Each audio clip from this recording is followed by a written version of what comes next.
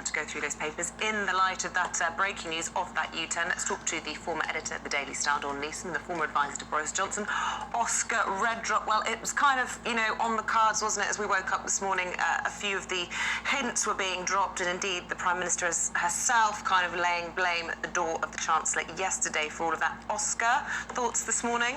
I think I'm quite surprised the U-turns happen in some ways. I thought what they would do a softer U-turn, and they bring forward the OBR report. They do some kind of, they get their messaging together, and they would kind of go about it that way, and maybe actually delay the vote on this. But no, it's a pretty screeching one. I think the language and the statement that's just come out from Kwasi is actually pretty good under really horrifically difficult circumstances, and it's the only way you can play it in a way. Is like, look, like, this is where we were at with this, but we have listened, and we understand that it is a distraction from some of the other good policies that we announced. And I think that's the only way you could try and sell this. I think that is, I don't want to be too kind of, it's really easy to kind of jump down people's throats on stuff like this. I think the supply side reforms that are to come, in terms of, and people hear that and they go, well, what the hell, what does that mean to me? But that's actually about making life easier for people. It's kind of freeing up regulation. It's about, that will affect infrastructure, transport, childcare, all those things. I think if in his speech today, he can kind of get through it and kind of centre on the more positive aspects of the mini budget, maybe you can scrape through this, I think. And just really quickly, the public generally, polling suggests they don't mind a U-turn.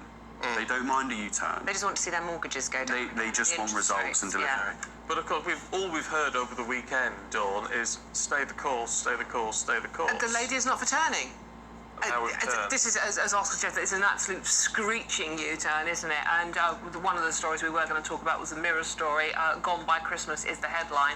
And they were referring to Liz Truss. I don't think it'd be Liz Truss gone by Christmas. I think there will need to be a sacrificial lamb to sort this mess out, and I think it will be Kwasi Kwarteng. And I think the only way now that they are going to save face is to get rid of him. And if I was him yesterday and Liz Truss gave that interview saying, well, it wasn't my idea, it's Chancellor's idea, you would have known then that your cards were marked. Yeah. I mean, literally, Isabel, within just over a week of that announcement, the mini budget, she's suddenly throwing you under the bus. I mean, the last thing they should be doing now is turning on one another. Now is the time to be united, surely. It's fascinating to me what was the straw that broke the camel's back, as it were, because you've had all of this upset. You've had, the markets going crazy, the pound tanking, the Bank of England intervening, mortgage rates going up, people in absolute panic, that this amazing intervention on energy bills being cancelled out by the fact that people's mortgages were, in some cases, doubling or whatever else it is.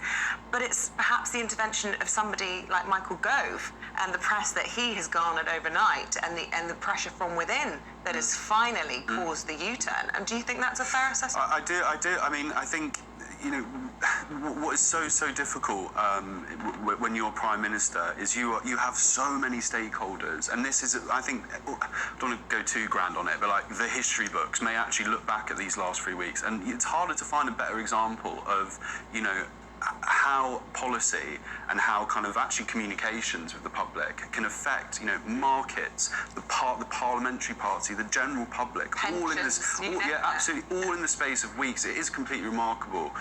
It's really easy to kind of, we've talked about backstage actually, in terms of like the anonymous briefing side of stuff, and I think that ultimately people like to call, backstabbers and all that kind of stuff, but these are politicians, and in the case of Gove and Shapps, they've been in the party for such a long time, and I do genuinely think they want what's best for their constituents, what's best for the party, and I think I would like to think they will support the government going forward. They've got their win here because they didn't think it was viable, and I would like to think they will support the government moving forward. You really hope so, because I think as a voter, you want, no matter what party you're voting for, you want a strong and stable party. You want a party that's united. Yeah.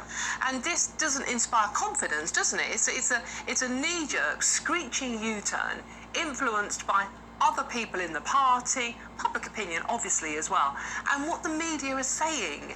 And I don't actually want a government that's run on what the media are saying and political infighting. I want a government that's run for what's best for us, for the voters. That's a really good point. Actually, that was a criticism that has been levelled at previous governments, that they kind of do run their policy off the back of Twitter and, what's a bit popular that week. And there is an argument for actually kind of rejecting that school of thought.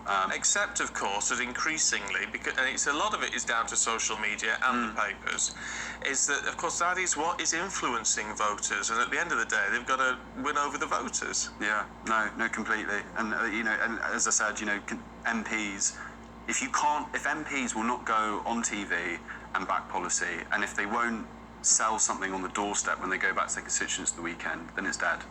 Simple as that. Interesting. Yeah, absolutely fascinating. And meanwhile, in the Sun, Dawn, sticking with the Conservative Party conference, actually, Yes. Mel B has been talking to some of the groups there. Yeah, she has. It's the front page of the Sun, and it's a very worthy splash on page 2. It's Melanie B, former Spice Girl, Scary Spice. She is talking at a fringe meeting about domestic violence, and she's telling of her personal story of this 10-year abuse hell. She doesn't mention the man in question, but she comes up with some pretty horrific details about how she was abused in her relationship, not just physically, but the mental abuse, the fact that she was cut off from her friends and family, isolated, and typical how abusers work. And 1.6 million women suffer from domestic abuse in this country. They're the ones we know about. An awful lot of people do not come forward about this.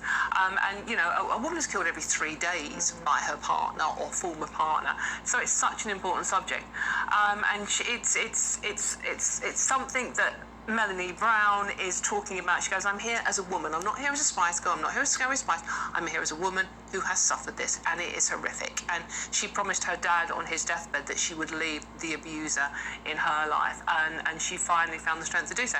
And I think what a lot of people don't understand about domestic abuse, and this obviously happens to men as well, I'm not just talking about women here, but it is mainly women that are the victims, it's like a trap, and you can't see a way out of it. A lot of people are going, well, if he's beating you up, just walk away. And it's not that simple. Should have somewhere to walk away to. Absolutely, Stephen. And there is a financial abuse as well. Melanie's saying he took her credit card, he took her passport. So she was literally a prisoner in her own relationship. So it's an incredible story, and I'm really pleased that the Sun has splashed on it today. Yeah, she's amazing for speaking up about that. I've actually seen her speaking about it, and it's shocking what she went through. Oh, but I love absolutely. that she says, I'm a survivor, not a victim. Yes, it's a very important point. Drug use.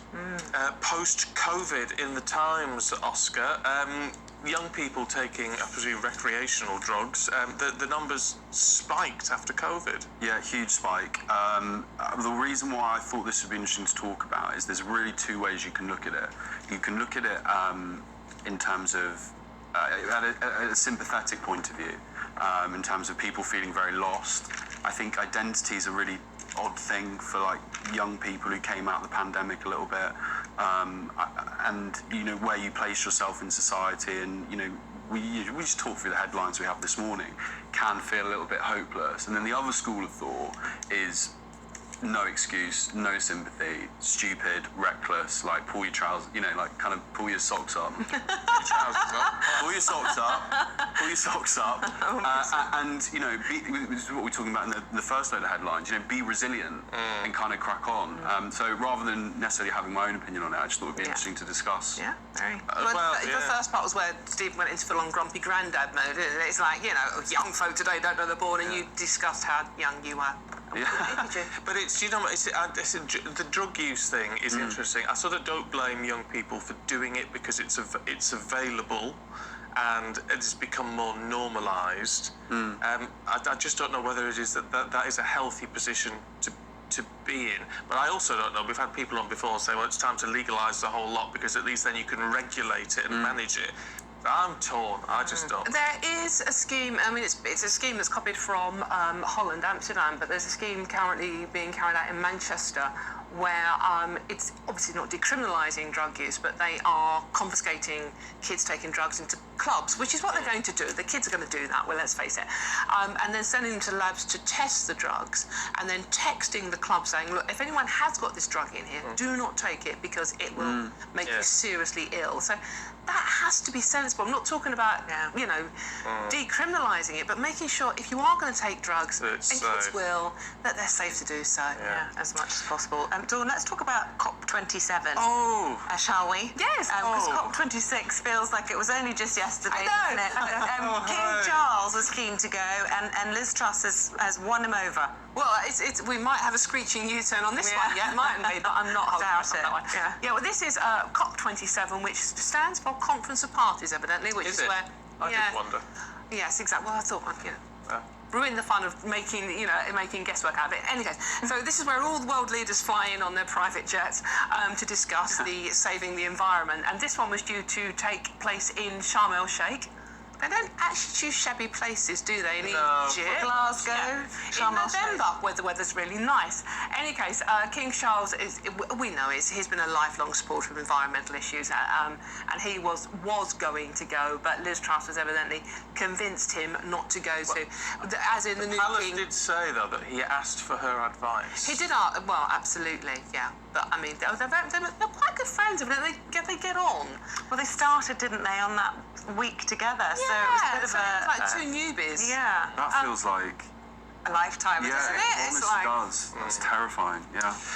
Look, Dawn, Oscar, we're going to leave it there. Oh, we Right, didn't get on to beef burgers. Can you No. please bring that back next hour? It's We'll do fascinating. meet later. Meet later. Okay, we'll catch you both in the next hour. Thank you.